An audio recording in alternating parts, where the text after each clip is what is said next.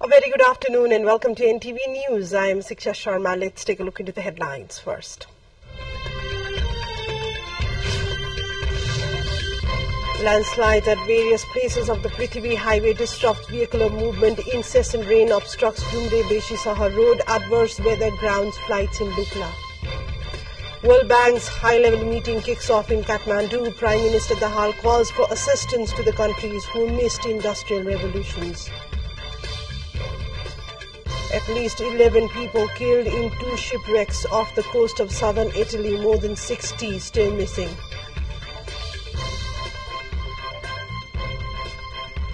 As Slovakia pulls off a huge upset, beating Belgium 1-0 in Euro 2024. France beats Austria 1-0. Romania stuns Ukraine.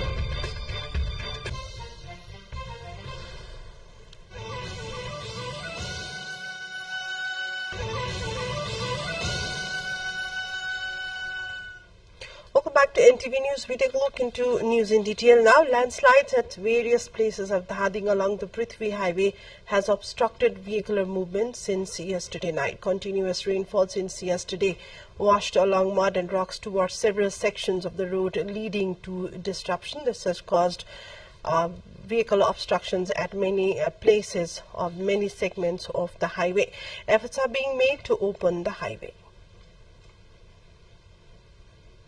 Elsewhere in Lamjung, the Dumre-Beshi-Sahar road section has been blocked due to continuous rain since last night. Information officer of the District Police Office Lamjung Thaneshwar Chapagai said that the road has been blocked due to landslide that took place at Dalal of Beshi-Sahar Municipality Ward Number 1. There has been difficulty removing the debris to open the road due to continuous rainfall taking place there. Meanwhile, the flights from to and from the Lukla airport has been disrupted, and the disruption of the flight at the Tenzing Hillary airport in Lukla have stressed out the tourists. Adverse weather caused disruption of flights for the next 10 days. The tourists visiting the Khumbu region have been badly affected by inconvenience in the air service. Air controller at Civil Aviation Authority of Nepal at Lukla, Divas Dahal, informed that the fog and poor visibility disrupted the air services. Both the airplanes and helicopters were not able to conduct flights since June the 8th. All flight schedules are cancelled for 10 days. Thick fog has caused poor visibility. However, Dahal informed that some helicopters were operated from Surke helipad located down Lukla. Geographical specificity is a problem for Lukla, where dense fog occurs frequently in this season. Let's take a look into a short break. More news follows up on the other side. Do stay with us.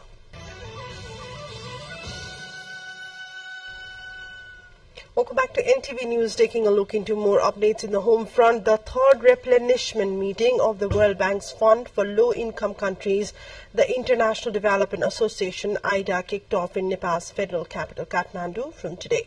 The World Bank's IDA is committed partner in South Asia for over 6 decades. The 4-day IDA 21 meeting brings together 200 representatives from 61 countries, including high-level officials of the World Bank. They will discuss the proposed IDA 21 policy focus areas: people, planet, prosperity, infrastructure, and digitalization. Delivering his keynote address at the inaugural session, Prime Minister Pushpakamal Dahal urged the developed countries to help address challenges faced by the countries which missed industrial revolutions. Prime Minister Dahal argued that assistance to the countries lagging behind industrial development was essential for achieving global goal of peace and prosperity. The Prime Minister was of the view that Nepal was in a short supply of financial resources to meet the Sustainable Development Goals, SDGs, Nationally Determined Contribution, NDC, and sustainable infrastructures, despite its efforts for inclusive economic development. The Prime Minister, during his speech, at the keynote speech at the inaugural session, said. But the senior managing director at the World Bank, Axel van Trotzenberg, viewed the meeting will provide a guideline for mobilization of IDEA resources in addition to making plan for the coming decade.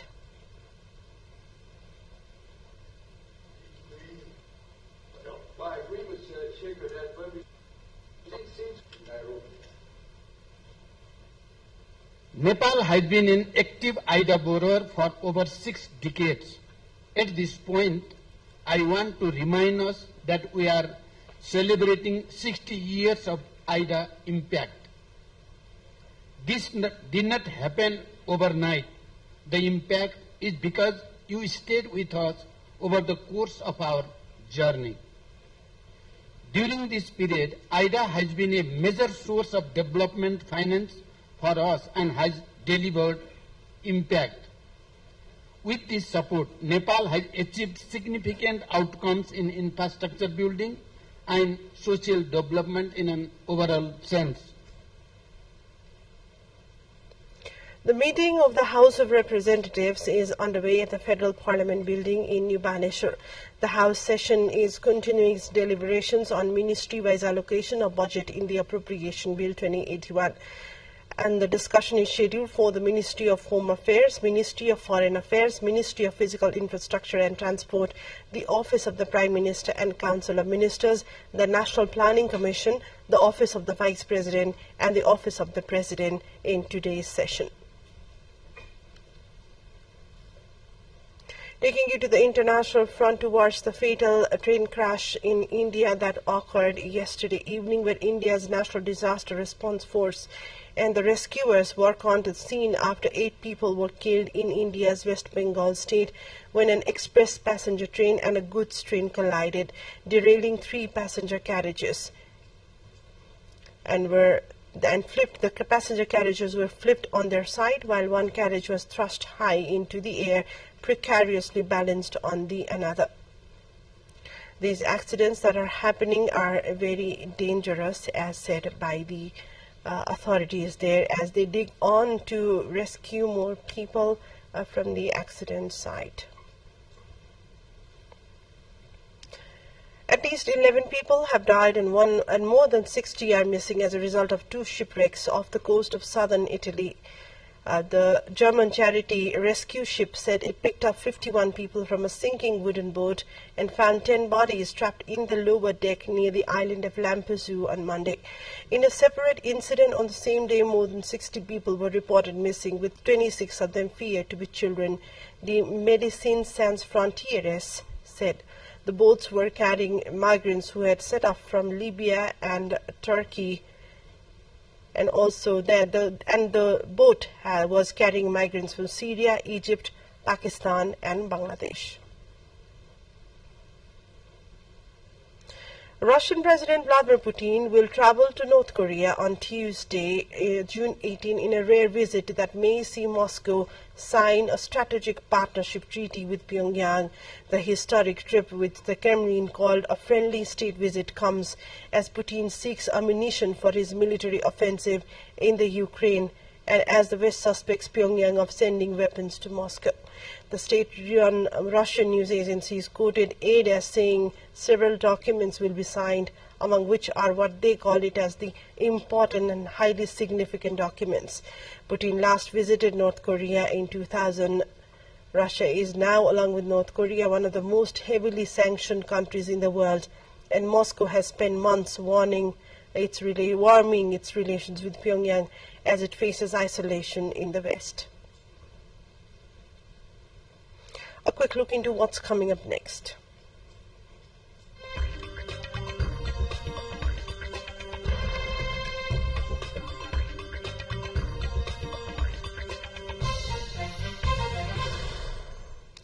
Eight trucks passed through the Karim Shalom crossing into Gaza after the Israeli army announced a tactical pause of military activity during daylight hours to facilitate aid flows into the besieged territory. Kogat spokesman Shimon Friedman said this new initiative, which began on Saturday, allows the international organizations to move on the route without having to first coordinate. The war between Israel and Hamas, now in its 8th month, has killed nearly 36,000 Palestinians. According to the local health officials, around 80% of the population's 2.3 million people have fled their homes. Severe hunger is widespread, and the UN officials say parts of the territory are experiencing famine. Leaders of France's left-wing parties allied in a new coalition and outlined their plan to prevent the surging far-right from taking power in the upcoming snap national parliamentary elections. Marine Le Pen's anti-immigration national rally is also seeking allies to boost its chances of becoming the first far-right force to lead the French government since the Nazi occupation. Embattled President Emmanuel Macron on Friday called the alliances on both left and right incoherent. The UK's main stock market retook its crown as Europe's most valuable for the first time in nearly 2 years, data shows. The total value of companies listed on the London Stock Exchange LSE hit $3.18 trillion on Monday, overtaking the $3.13 trillion total value of companies listed in Paris, according to the Bloomberg data. Both valuations have shifted since and remain close, but analysts describe it as a milestone. They say the French market has slumped because of the uncertainty around its election, while the UK market is recovering after several years of underperformance. The LSE had been Europe's largest stock market for many years, before November 2022, when it was overtaken. Analysts at the time blamed LSE's performance on the fallout from former Prime Minister Liz Truss's mini-budget, a weak pound recession fears, and the Brexit issues. A quick look into other highlights of what's coming up in the sports front.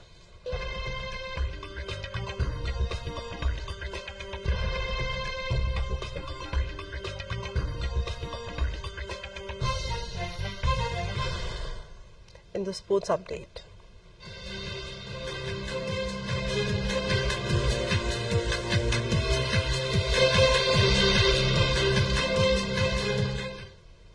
A superlative batting display led by Nicholas Pooran powered West Indies to a 104-run win over Afghanistan in the final Group C match of the T20 World Cup.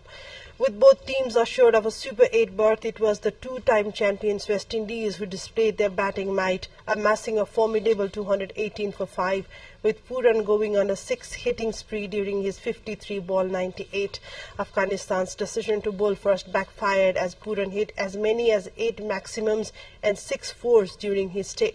In reply, Afghanistan succumbed to scoreboard pressure, managing just 114 in 16.2 overs. The host will face England in their Super 8 Group 2 match on June the 20th.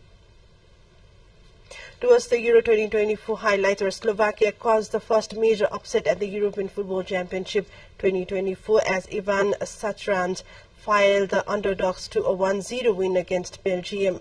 Francesco Calzone's side are 45 spots below third-placed Belgium in FIFA's world rankings, but they made a mockery of the supposed quality gap between the teams with a courageous performance in Frankfurt, Germany on Monday. In the other, Kylian Mbappe produced a moment of magic mixed with good fortune to ensure France's Euro 2024 campaign got off to a winning start against a stubborn Austria.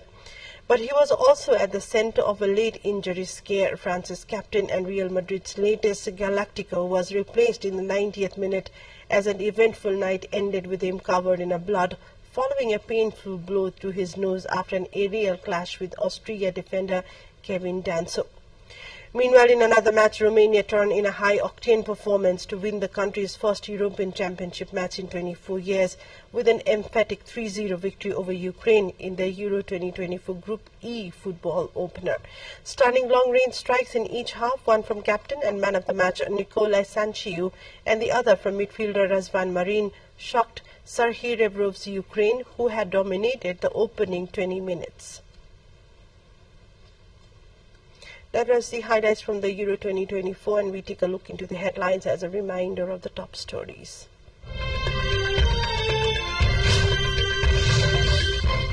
Landslide at various places of the Prithvi highway disrupts vehicular movement. Incessant rain obstructs Dhumre-Besi Shahar Road. Adverse weather grounds flights in Lukla. World Bank's high-level meeting kicks off in Kathmandu. Prime Minister Dahal calls for assistance to the countries who missed industrial revolutions. At least 11 people killed in 2 shipwrecks off the coast of southern Italy. More than 60 people still missing. And Slovakia pulls off huge upset, beating Belgium 1-0 in Euro 2024. France beats Austria 1-0. Romania stuns Ukraine 3-0.